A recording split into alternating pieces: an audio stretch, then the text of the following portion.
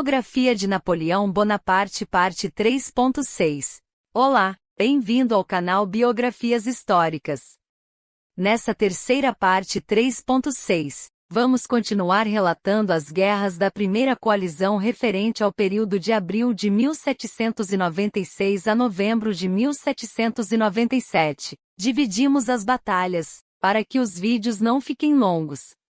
No vídeo anterior, narramos a Batalha de Sèvres e Saint-Michel, e hoje vamos relatar a Batalha de Mondovi, ocorrida em 21 de abril de 1796 entre o exército francês de Napoleão Bonaparte e o exército do Reino da Sardenha-Piemonte, aliadas da Áustria, liderado por Michelangelo Alessandro Colli Marchini. Introdução. A Batalha de Mondovi, travada em abril de 1796 no contexto da primeira campanha italiana de Napoleão Bonaparte, representa um momento decisivo na desarticulação do exército piemontês e na consolidação da iniciativa estratégica francesa no teatro de operações do norte da Itália. Mais do que um confronto isolado, Mondovi deve ser compreendida como a culminação de uma sequência operacional iniciada com os combates anteriores, especialmente após Saint-Michel. A historiografia tradicional frequentemente aborda o episódio sob uma perspectiva sintética, enfatizando seus resultados estratégicos. Contudo, análises mais recentes têm destacado a importância da microestrutura do combate, evidenciando a interação entre unidades, a fragmentação progressiva do dispositivo inimigo e o papel da iniciativa tática descentralizada. Este vídeo propõe uma abordagem integrada, articulando os níveis microtático e operacional para compreender tanto os mecanismos da vitória francesa quanto suas implicações. Após a ruptura da linha defensiva piemontesa na Batalha de Saint-Michel, o general Michelangelo Alessandro Colli Marchini tentou reorganizar o exército do Reino da Sardenha ao longo da linha do rio Corsaglia e nas alturas que protegiam a aproximação de Mondovi. A intenção operacional de Colli era retardar o avanço francês e preservar uma linha de retirada em direção ao interior do Piedmont. Desenvolvimento. Na manhã de 21 de abril de 1796, as forças francesas mantiveram contato contínuo com o exército piemontês em retirada. Longe de representar um colapso imediato, esse movimento inicial configurava uma retirada ainda organizada, com o objetivo de estabelecer uma nova linha defensiva nas elevações que protegiam os acessos a Mondovi. O comando francês, entretanto, buscava converter o sucesso anterior em um ataque convergente de pressão contínua, explorando a desorganização piemontesa. Napoleão Bonaparte distribuiu suas divisões de forma a exercer pressão simultânea sobre diferentes setores da linha inimiga, impedindo a formação de uma nova posição defensiva estável. A ala esquerda francesa, sob o comando do general Jean-Mathieu Philibert Serrurier, recebeu a tarefa de pressionar frontalmente as posições piemontesas que cobriam os acessos diretos ao vale, nas alturas próximas a Bom-Jesus, forçando-a a recuar progressivamente em direção a Vicoforte.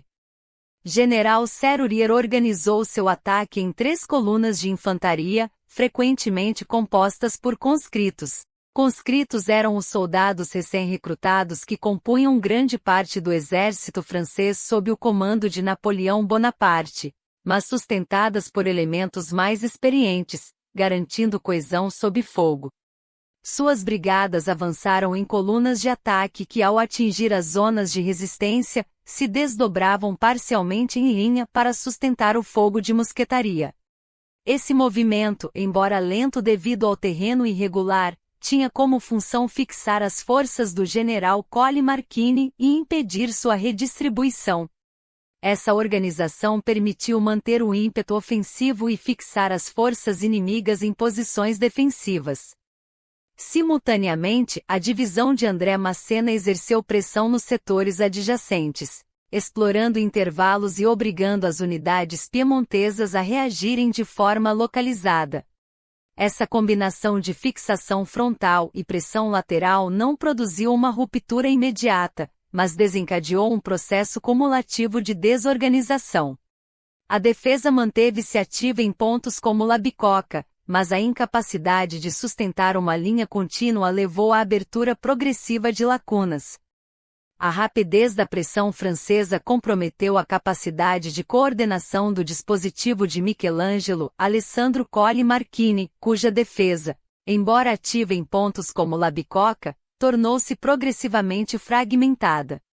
Em vários setores, unidades piemontesas foram forçadas a recuar de maneira desordenada, abrindo intervalos explorados pelas forças francesas.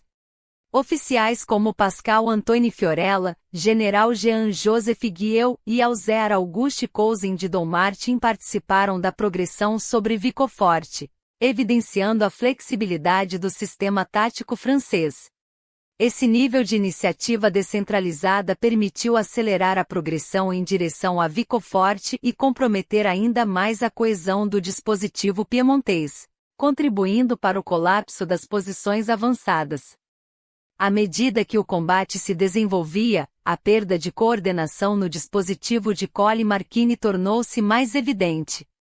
Embora não se possa falar de colapso imediato, o recuo piemontês passou de controlado a progressivamente desordenado, especialmente após a neutralização de pontos de resistência. A situação agravou-se com a morte de oficiais piemonteses em posições-chave, como o general Jean Gaspar Tadicha de Toizinge, que contribuiu para esse processo, ao enfraquecer a capacidade de comando local. Sob essa pressão convergente, o combate assumiu a forma de uma série de choques locais ao longo da linha. Posições avançadas piemontesas começaram a ceder, e a retirada passou a desenvolver-se em direção a Mondovì. Nesse momento, elementos de cavalaria francesa foram lançados à frente para explorar o recuo, ampliando a desorganização das formações inimigas. No plano operacional, a pressão contínua impediu a reorganização de uma nova linha defensiva. O recuo transformou-se, assim, em uma ruptura funcional do dispositivo piemontês. As forças francesas mantiveram o contato e avançaram rapidamente em direção a Mondovì, cuja queda decorreu diretamente da incapacidade inimiga de restabelecer resistência organizada. Após o colapso das linhas piemontesas nas proximidades de Vicoforte, em 21 de abril de 1796, as forças de Michelangelo Alessandro Colli Marchini iniciaram uma retirada conduzida sob pressão, mas ainda mantendo certo grau de coesão. Napoleão Bonaparte, ao perceber que os sardos estavam escapando pela ponte para o lado seguro do rio Elero, determinou que sua cavalaria, sob o comando do general Centengel, interviesse e atacasse os inimigos em retirada antes que pudessem colocar o rio entre sua infantaria. Temendo ainda que o inimigo se reagrupasse ou pudesse estabelecer uma nova linha defensiva, buscou explorar imediatamente a ruptura obtida, empregando sua cavalaria para perseguir, pressionar a retaguarda sarda de Colli Marchini e impedir a estabilização do dispositivo adversário. Essa intenção, coerente com sua doutrina operacional de exploração rápida após o rompimento, encontrou, contudo, limitações práticas. Como observa David Chandler, embora a manobra francesa tenha sido eficaz em desorganizar o inimigo, ela não resultou em sua destruição completa, permitindo que parcelas significativas das forças piemontesas escapassem. De modo complementar, Martin Boycott-Brown enfatiza que fatores como o terreno compartimentado, a dificuldade de coordenação durante a perseguição e o desgaste físico das tropas francesas restringiram a eficácia da exploração. Assim, a ação de Mondovì deve ser compreendida como uma ruptura tática bem-sucedida, cuja exploração operacional, embora imediata, revelou-se apenas parcialmente eficaz em termos estratégicos. O crepúsculo de Mondovì. O embate em Carcassonne. Enquanto as tropas francesas de Jean-Mathieu Philibert Serrurier celebravam prematuramente a entrada em Mondovì, a cavalaria de Centengel avançava em perseguição desordenada. Foi neste momento que a microestrutura do combate favoreceu os defensores, ou seja, os piemonteses.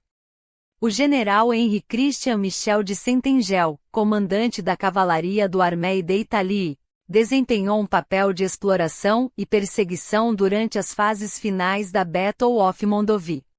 Operando em terreno difícil nas proximidades do rio Elero, sua atuação foi condicionada pela necessidade de acompanhar o avanço geral e pressionar as forças piemontesas em retirada. O comandante da emboscada, o coronel Marquês Jean-Baptiste Silvestre Deoncieux de Chaffardon, oficial de elite da cavalaria do Reino de Sardenha, Piemonte, demonstrou um domínio superior no deslocamento do terreno. Ele não estava fugindo, ele estava atraindo os franceses para um estrangulamento tático entre os vinhedos e as valas da região de Carassone. A manobra tática.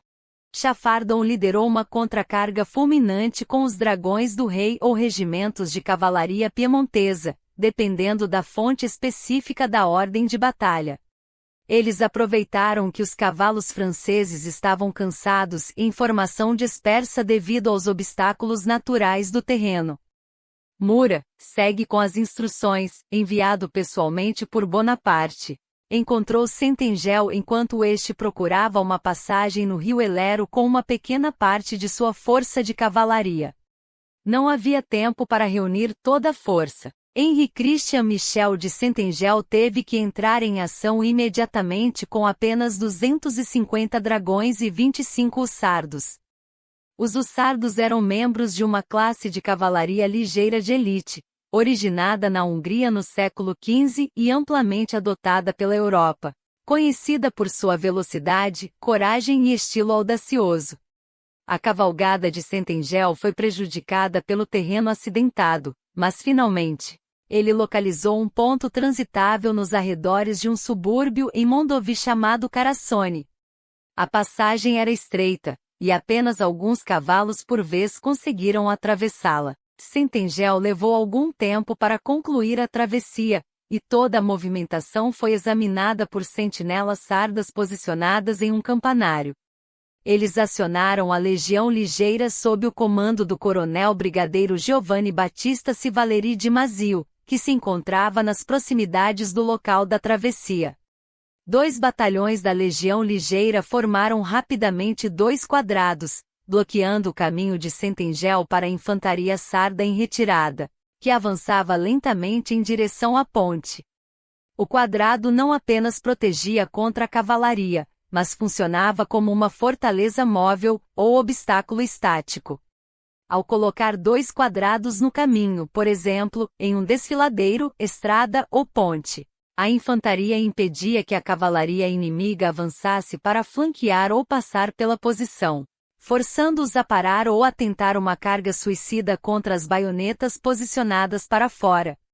Ao avistar os quadrados, General Centengel, após reorganizar sua cavalaria, agora espalhada por todo o riacho, o que levou algum tempo, dividiu suas forças em 2 grupos e marchou com eles, aparentemente sem pressa, pela estrada de Cassanil, que levava à estrada de Mondovi, através de uma planície relativamente ampla, para contornar os quadrados. O lento avanço de Centengel, contudo, permitiu que o inimigo, que observava seus movimentos de perto, tomasse uma decisão instantânea. Esse inimigo era o coronel Marquês Deoncieux de Chaffardon, comandante da cavalaria sarda. Sem ser notado pelos franceses, deslizando silenciosamente por trás dos quadrados da Legião Ligeira, com uma pequena força de cavalaria, ele agora estava a apenas algumas centenas de metros do general Centengel. Ao passo que a cavalaria francesa avançava em perseguição desordenada, foram surpreendidos por um contra-ataque brilhante da retaguarda sarda. O coronel Marquês Jean-Baptiste Silvestre Deoncieux de Chaffardon, comandando 2 esquadrões de dragões do rei, avançaram a um trote constante e a 100 metros de distância. Dispararam suas pistolas, desembainharam os sabres e investiram diretamente contra as formações do general Henri Christian Michel de Centengel. Foi pego completamente de surpresa. Seus cavaleiros não tiveram tempo de se preparar para receber a carga e foram massacrados. Os piemonteses utilizaram o terreno elevado para ganhar ímpeto na emboscada. O embate ocorreu nas proximidades de Carcassonne, um subúrbio de Mondovì. O terreno era profundamente acidentado, marcado por vinhedos e valas que impediam a formação de uma linha de carga coesa. Durante o combate, Centengel foi gravemente ferido. Ele recebeu um golpe de sabre no braço e um tiro na parte lateral do corpo. Foi socorrido, mas infelizmente morreu alguns dias depois, em 28 de abril de 1796, em Mondovì, devido aos ferimentos recebidos. O episódio é um exemplo clássico de como um comandante de regimento local, o coronel Chaffardon, pode neutralizar uma vantagem numérica através do conhecimento do terreno. O coronel Marquês Jean-Baptiste Silvestre Deoncieux de Chaffardon saiu do combate como oficial que quase capturou ou matou o principal general de cavalaria de Bonaparte, provando que a cavalaria piemontesa era tecnicamente competente e mantinha padrões elevados de disciplina e tradição, comparáveis a outras forças do antigo regime.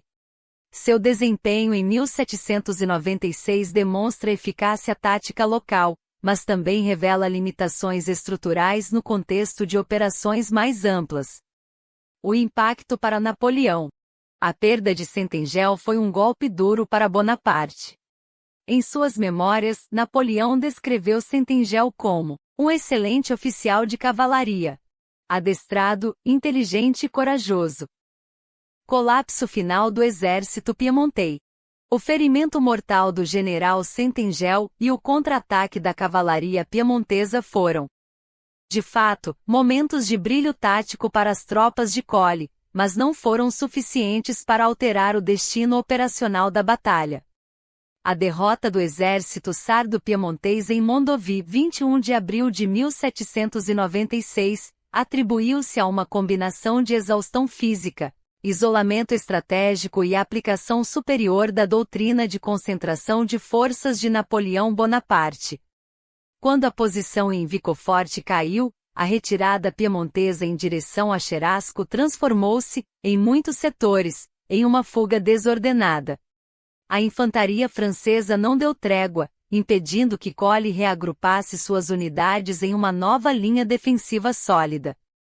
O sacrifício da cavalaria piemontesa que feriu Centengel apenas ganhou tempo para que parte do exército escapasse, mas contudo, tal esforço não foi suficiente para alterar o desfecho da Batalha de Mondovì, uma vez que a coesão operacional do exército de Michelangelo, Alessandro Colli Marchi já se encontrava profundamente comprometida.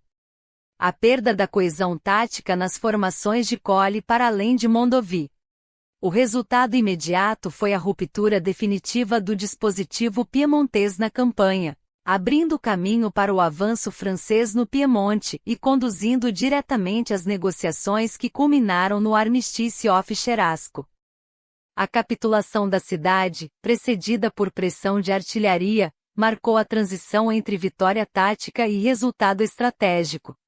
A disciplina imposta às tropas francesas, por meio de requisições organizadas, evitou o saque e garantiu a continuidade logística do exército.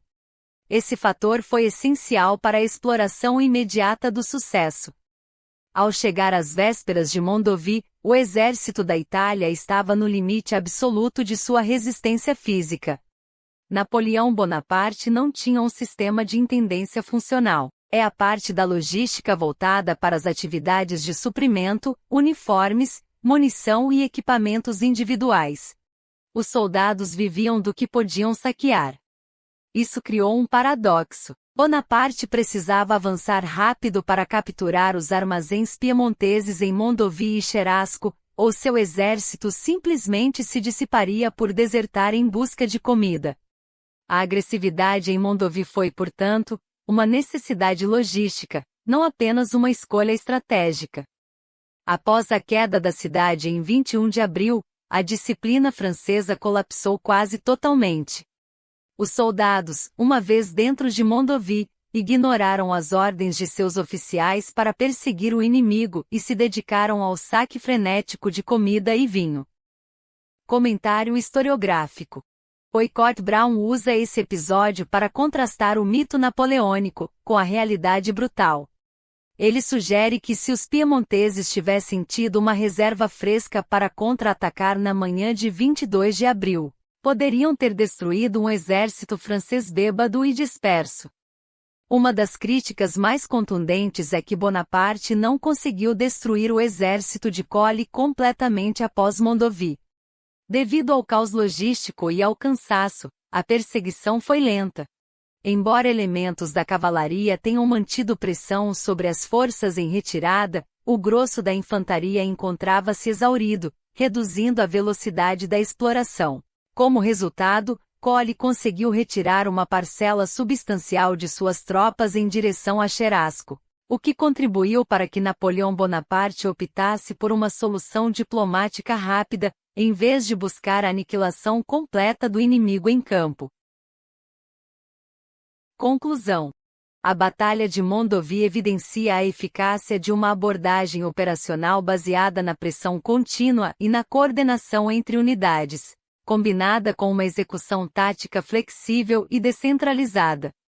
A vitória francesa não resultou de um único golpe decisivo, mas de um processo cumulativo de desorganização do inimigo, no qual a perda de coesão teve papel central. Do ponto de vista operacional, a incapacidade piemontesa de restabelecer uma linha defensiva sob contato constante foi determinante. No plano estratégico, a rápida conversão do sucesso militar em vantagem política consolidou os resultados da campanha. Assim, Mondovi deve ser compreendida não apenas como uma batalha vitoriosa, mas como um exemplo da integração entre níveis de guerra, tático, operacional e estratégico, que caracterizaria a arte militar napoleônica em sua fase inicial. A derrota em Mondovi eliminou a capacidade do Reino da Sardenha-Piemonte de continuar a guerra de forma independente. Apenas 2 dias depois, Colli solicitou um armistício, culminando no Armistício de Cherasco, 28 de abril, o que retirou o Piemonte da primeira coalizão e deixou o caminho livre para Napoleão marchar contra os austríacos na Lombardia. Finalizamos a narrativa da Batalha de Mondovi. No próximo vídeo vamos historiar o Armistício de Cherasco e o Tratado de Paris. Olá! Obrigado por chegar até aqui. Inscreva-se no canal, ative o sininho, deixe o seu like e compartilhe. Até breve!